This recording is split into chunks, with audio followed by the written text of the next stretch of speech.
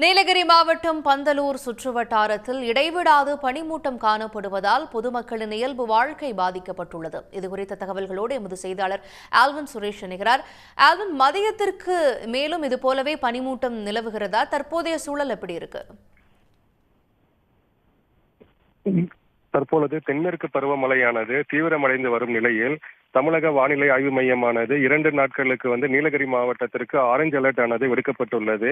இதன் காரணமாக இன்று காலை முதல் பந்தலூர் சுற்று வட்டார பகுதிகளில் இன்று காலை முதல் கடும் பனிமூட்டம் மற்றும் இடைவிடாது மிதமான மழையானது பெய்து வருகிறது. இதனால் இப்பகுதியில் இருக்கக்கூடிய மக்களுடைய இயல்பு வாழ்க்கை பெரிதும் பாதிக்கப்பட்டுள்ளது.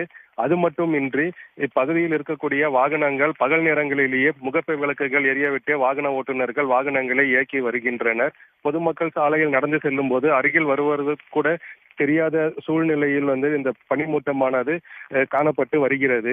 தற்பொழுது இந்த பந்தலூர் மற்றும் சேராம்பாடி, கொளப்பள்ளி போன்ற சுற்று வட்டார பகுதிகளில் தற்போது வரை கடும் பனிமூட்டம் நிலவி வருவதால் இப்பகுதியில் இருக்கக்கூடிய மக்களினுடைய இயல்பு வாழ்க்கை பெரிதும் பாதிக்கப்பட்டிருப்பதும் மட்டுமில்லாமல் இப்பகுதியில் தேயிலை தோட்ட தொழிலாளர்களும் தங்களுடைய வேலைக்கு செல்லும் போதும் சிரமம் ஏற்பட்டு வருகிறது.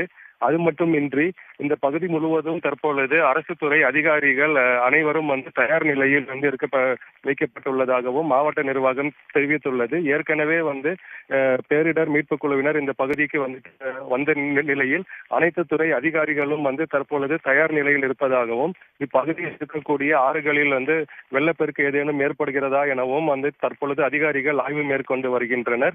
இருந்த போதும் தற்பொழுது மதியம் வரை இந்த பந்தலூர், சேரம்பாடி போன்ற பகுதிகளில் கடும் பனிமூட்டமானது நிலவி வருகிறது. விவரங்களுக்கு நன்றி ஆல்வின். உடனுக்குடன் செய்திகளை தெரிந்து கொள்ள சன் நியூஸ் பெல் ஐகானை கிளிக் பண்ணுங்க.